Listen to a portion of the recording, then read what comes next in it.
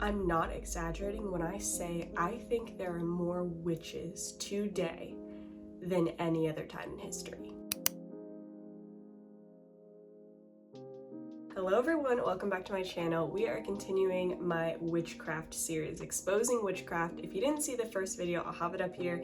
It was just a fun little video, fun, talking about 10 celebrities who are literally witches, like actual witches. And there are so many more. You guys were flooding me in the comments with all the people that are also witches that I didn't touch on in that video, so I'll probably be making more videos like that in the future. But today I wanted to talk about modern witchcraft and how it is under your noses like pretty much all the time, specifically how there are multiple types of witches. And the reason this is important is because you might see these kinds of people like in your everyday life or on TikTok or whatever, and you just don't realize what they're saying. But now when you know all these different types of witches, you'll be able to kind of connect the dots. You get what I mean? So grab yourself a little snackaroo, grab a drink of choice. Don't forget to subscribe, by the way, if you're not already subscribed, because if you want to keep up with these series that I do, you want to be able to check out my videos every week. And let's get into the witchy stuff. Okay, so let's count this. There's 1, 2, 3, 4, 5, 6, 7, 8, 9, 10, 11, 12, 13, 14, 15, 16, 17, 18. 18 witches, at least according to Cosmopolitan magazine, today active in modern society. So we're going to talk about these 18 different types of witchcraft. Obviously, I'll be adding in commentary of where I see this in shows or celebrities or whatever in pop culture today. So first up is a coven-based witch. So this is a witch that is part of a coven. If you don't know, a coven is kind of a group of witches. Sorry if you hear the garage door opening. A coven is a group of witches that kind of combine their power to make spell casting or magic or their rituals more powerful. So they will do this in a coven.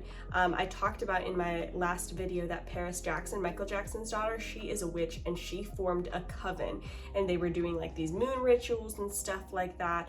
American Horror Story has a season, I think, called Coven, which is literally about a coven of witches. I do not recommend, okay? I do not recommend watching, but this is a very common thing. It's just that we don't see it as often as we think in our everyday life, but a lot of witches are part of covens, even if it's like online or whatever. It's like book club at this point. A lot of times they'll do manifestation together, and they believe that them all coming together makes their manifesting stronger. Manifestation is witchcraft, by the way, if you didn't know. I guess they focus on more ceremonial and ritualistic magic, which from what I gather just means they use kind of more accessories in their rituals. Yeah, so more of like ceremony type stuff. Next up, which this is kind of obvious, but a solitary witch. So there is a coven witch and a solitary witch. So this is a witch who kind of just operates under herself, not a coven. They might follow a specific branch of witchcraft, but they might kind of combine different types. So from what I'm assuming, every witch is either a coven witch or a solitary witch, and then there are other branches and categories from there. Next up is a hereditary witch. So this is someone who inherited their powers through their family line. In my personal opinion, biblically speaking, I don't think this is a thing. I don't think that you have magical powers like passed down through you. What I do think could be happening is that if there is witchcraft that runs in your family, it could be a generational sin or a generational curse, and it could be something that like you will be more tempted towards that because demonic powers will tempt you with the same thing your mother, grandmother, great-grandmother was tempted with. I think that there's a lot of mystery in generational curses and generational sins that we don't see. I don't even fully understand it, if I'm being honest, but I do know that there is a trend between hereditary sin, that it's not like you are forced into that sin, but you are more highly susceptible to falling down that path. And obviously, this all changes if you become a born-again Christian. If you are saved from that, then it doesn't matter what runs in your family sin-wise, like the Lord covers that. So I that's my opinion. I don't think it gets passed down, but I do think it's a very sneaky thing that make people fully believe it gets passed down, because demons can make you think kind of whatever they want. And they can make it seem like you have these powers and make it seem like, you know, this is something that runs in your family, when really they're just targeting you because you're more susceptible to it because your family was susceptible to it. I hope that makes sense. But that's what a hereditary witch is. Somebody who claims that their whole family lineage kind of going down is full of witches, and that's why they are too. Next up is a crystal witch. This is also pretty self-explanatory. This is a witch who uses crystals very often in their magic.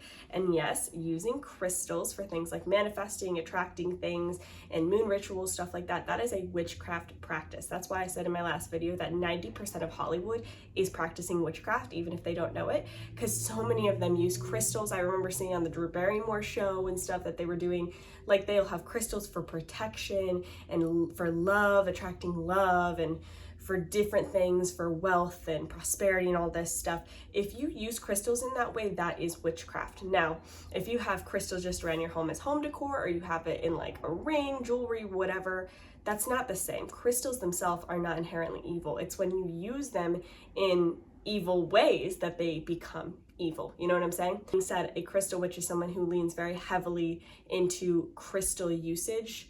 I think of people like, I think it was Bella Hadid or something, who is super into crystals. I mean, there's a lot of them. There's a lot of them. I remember hearing that Sam Smith, he uses crystals all the time.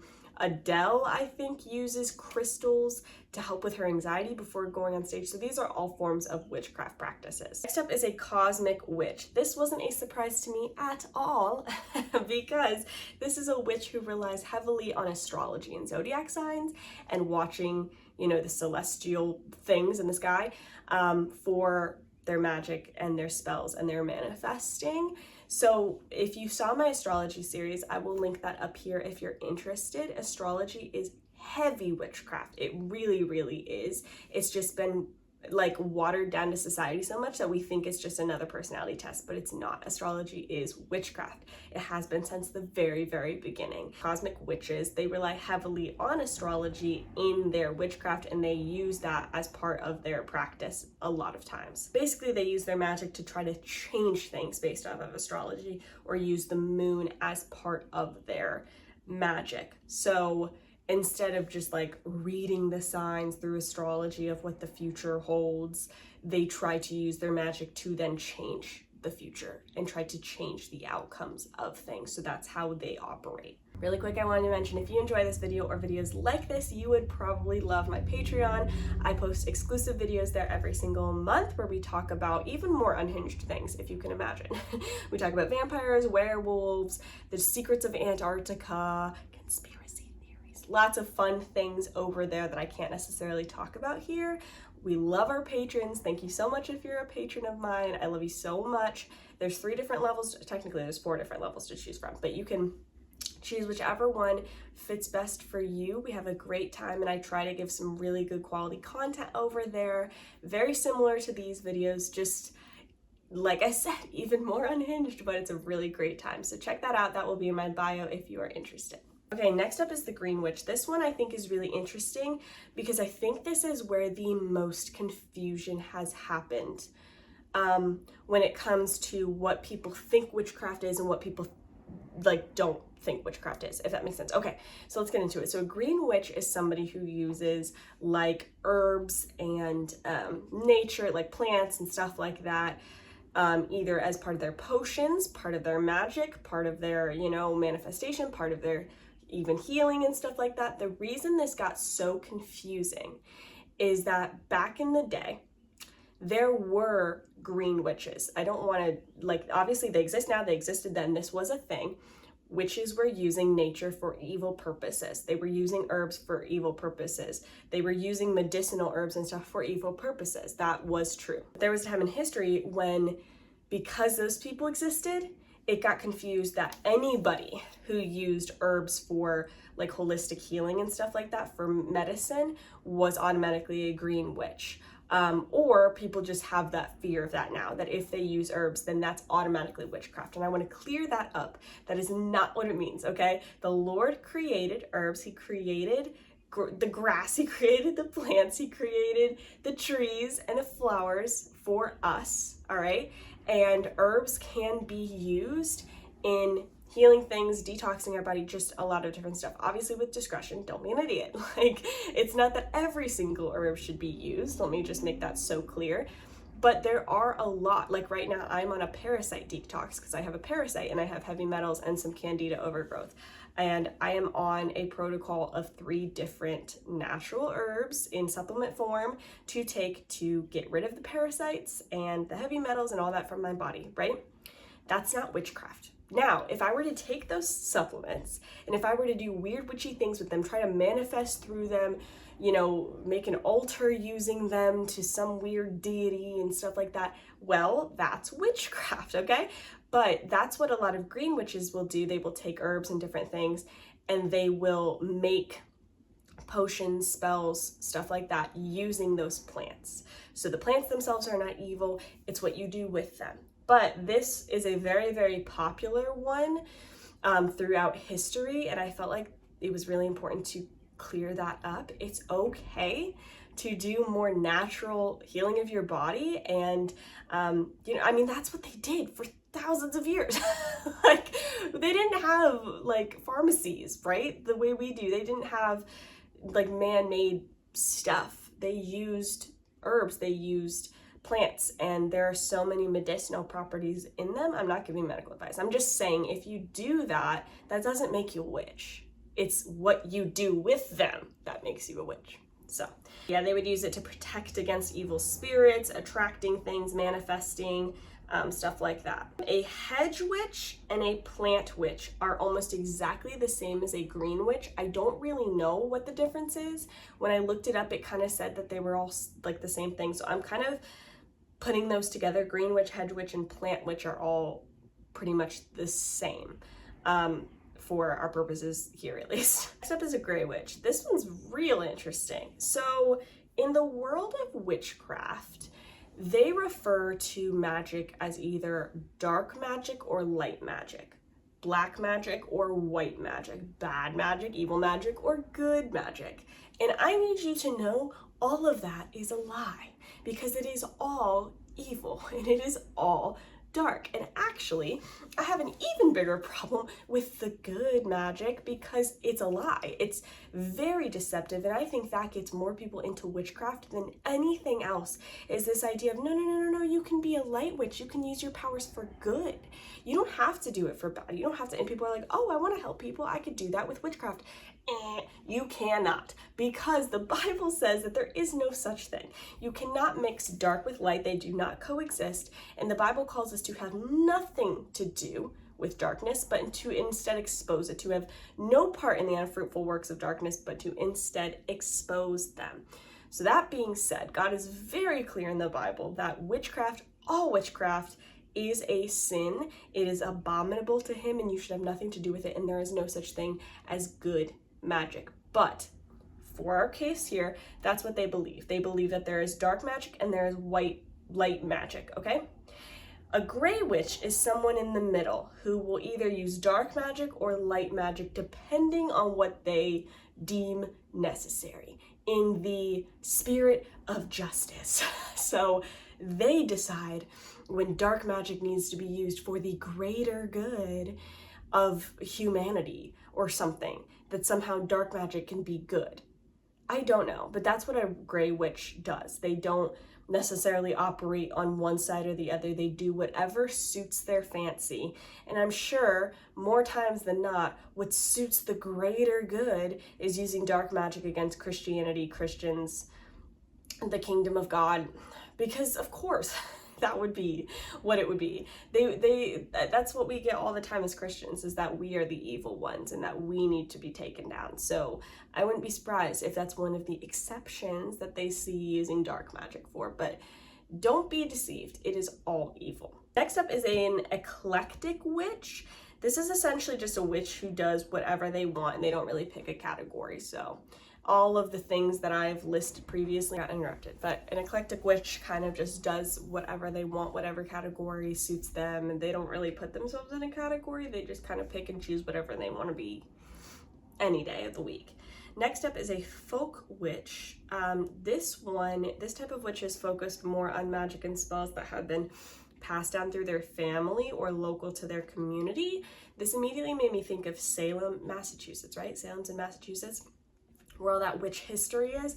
I bet there are a bunch of witches there who consider themselves folk witches, and that they like pull on more of the historical powers and everything that like, or spell casting or whatever that happen more in that area. So they rely more on family, kind of like hereditary witches, but also on their community and the history of witchcraft in their community. That's what they rely on more to like pull off the spells and stuff associated with it, if that makes sense. Next is a baby witch. This is just a term for someone who just started off in witchcraft. So similar to how like in Christianity, if somebody just got saved, we usually call them baby believers because they're just new in the faith. This is the opposite. So somebody who is new in witchcraft. You'll see this a lot on TikTok. If you typed in baby witch, it's probably one of the top things for witch talk is baby witch, because there's so many. That's why I said earlier that like I think that there are more witches now than have ever existed in history. One, because obviously we have more people now than ever in history, but it is spreading like wildfire, and the lies around it. The fact that there are some people who say you can be a Christian witch, I don't even like know how to unpack that, because there's just so much wrong with that statement. That's my point though, is like it's spreading everywhere, and everybody thinks that they can be one of these 18 different types of witches, or there's probably more types too. Yeah, it's just crazy. But yeah, tons of baby witches out there. Next is a kitchen witch. So a kitchen witch focuses mainly on cooking and baking as part of their magic. I believe this was also integrated in history of Salem. I think if you heard of things like witch cakes, I think they're called witch cakes, where they would, it's really gross, but I think it was something that they would mix somebody's urine with like flour and stuff like that and make a witch cake and then feed it to the dog, and then the dog would like go to somebody and point like, and it would tell something about that person. I don't know, dude, but that is an example of a kitchen witch. And they use food and baking, cooking, and stuff like that as part of their magic and their spellcasting and witchcraft. So they will put certain, like maybe herbs that they have used like as like for sacrifice stuff and everything, like the urine I was just saying, or blood. This is an example that's very disgusting. You know Raven Simone? So she's married to a woman, and her wife, I forget her name, claimed that when they were dating or something, the wife made Raven pasta with marinara sauce and put some of her own menstrual blood in the marinara sauce and fed it to Raven as a love potion to get her to fall in love with her. That's an example of a kitchen witch. So be careful whose house you're eating at. Thankfully, in the Bible, I mean, honestly, it's crazy how like the Bible touches on this stuff and it's all just like making so much more sense. Like in the Bible, it talks about, you know, if you are at dinner with people and you know the food was sacrificed to idols, it will not hurt you because you're saved, but you shouldn't eat it, just to kind of make a statement that you're not approving of that. But if you don't know that it was sacrificed to idols, it's okay to eat it because you didn't know, and it's not going to hurt you. So either way, you can rest easy knowing that like the hex spells, the curses, the potions, whatever that witches do, they are not more powerful than the power of God. Witchcraft is very real. Spellcasting is very real. Manifestation is very real. It's all very evil, but what you have is stronger. If you are a believer, you have the Holy Spirit living inside of you, and nothing can cast a spell on God. Like nothing overcomes God. So you don't have to worry about that. But I would say don't purposely go towards it either, right? Like the verse was talking about, like if you know, if somebody was like, yeah, I did this spell or whatever over the oregano and then I put it into this dish and stuff, I hope you like it. You should say, I cannot eat this. I can't eat this now because I cannot pretend like that's okay as a believer. You know what I'm saying? But if you don't know about it, there's nothing you can do about it, you know? But that's an example of the kitchen witch. A hearth witch, this kind of blends the green witch and the kitchen witch, but is essentially focused on things in the home. So they're like the homemakers of witchcraft, the hearth witch. But instead of using their home to bring glory to God, they're using it to bring glory to the darkness by having their home reflect magic and ritualistic objects and stuff like that. And of course, they probably don't think they're bringing it to darkness. They probably think they're just, you know, bringing it back to nature. But the thing is, if you are worshiping anything that is not God, it is evil. You cannot bring glory to something else, like to whether it is full-on dark magic or what they call light magic and stuff. If you are making an idol out of anything, you are bringing glory to Satan, not God. So yeah, that's basically what a hearth witch is. A house witch is pretty much the exact same thing, so I'm going to put them together. The house witch and the hearth witch are pretty much the exact same. I don't really know why they're a different category. So then there's a ceremonial witch.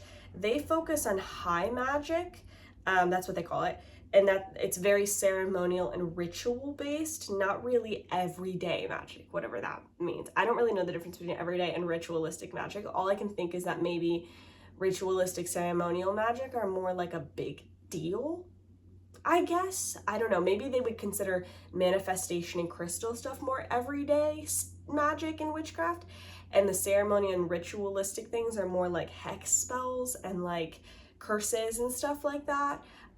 But this involves usually more objects and accessories for ceremonial witchcraft, so I guess that type of witch would just kind of narrow themselves down to that, and that's it. Sea witch, think Ursula. They believe to have a special connection to the ocean. They pay attention to the moon a lot, so this kind of connects astrology again. But they believe because the moon controls the tides of the oceans that there's powers there, and they'll lean more heavily into that and doing more like moon rituals and stuff like that. But they also lean heavily into things like seashells and stuff from the ocean, bringing it back into their homes and using their magic and kind of like using those objects as points of, I don't know what the word would be, like is relics the word? I don't think relic is the word, but just kind of like magical relics, I don't know, in their home, because they believe that their magic is sourced more from the sea and the power of the sea and the moon connected to the sea. And then the last one, just to really end it with a bang, no pun intended, is a sex witch. This is the grossest one to me because this type of witch uses forms of intimacy. I'm going to say that so that I don't have to keep saying that other word because YouTube will ban me. They use forms of intimacy for manifestation and spell casting. So that's really exceptionally gross to me because God created intimacy to be between a man and a woman in the confines of marriage. It's supposed to be a gift to married couples to honor and glorify him. And so, of course, there is a mockery of it in witchcraft where they use what God created for good and they try to make it evil. And they use it for, like, basically power, to power their spells and their magic and their cursing. I can't even imagine, like, being in such a vulnerable position and then the person you're being intimate with using it for witchcraft. Ew, like you're just inviting demons into the bedroom with you. That's so bizarre to me. But yeah, that's what a sex witch is. So, and just to finish out this video, the reason I wanted to talk about these different types of witches is because I think it really puts into perspective that like this is a full-blown movement. This isn't somebody that's just like, I'm a witch or I'm not. It's like they have branches, they have a whole thing going on. And I hope it opened your eyes more when I said like Using crystals in this way is witchcraft. Manifesting is witchcraft. The law of attraction is witchcraft. And even like tarot cards, that's witchcraft. Ouija boards, that's witchcraft. Trying to talk to the dead, that's witchcraft. Psychic readings, that's witchcraft. All of that is witchcraft. And so when you see celebrities or athletes or just the everyday person or influencers online, if they just like joke about doing that stuff or casually doing that stuff, that is them practicing witchcraft. Whether they say they're a witch or not, they're doing the same things as witches. And most of them will eventually fall into the place of people being like, hey, it sounds like you're already kind of doing witchcraft. You would be a really great witch. You should do this, blah, blah. And then they think, oh, well, I can be a good witch, like Glinda the Good Witch from Wizard of Oz, right? It's just crazy. There's so many, it doesn't matter. But point being, there's going to be a lot more people than you think, like, coming to the surface as a witch, saying that they're a witch, if not already. You might be able to look around. If any of you are in high school, you probably have a bunch of people in your school who think that. Or college, sororities, or just online. There are so many, and it's going to get to the point where there's people who believe that they can be a believer in Jesus Christ and also be a witch, and you cannot. If that's the case, you are not saved. If you are practicing witchcraft and having no conviction over it, you are not saved, okay? You can't do both. You literally can't. You cannot yoke the spirit of the devil to the spirit of Jesus Christ. You cannot do that. But I love you guys so much. Thanks for hanging out. Don't forget to check out my Patreon, and I will see you soon. Bye.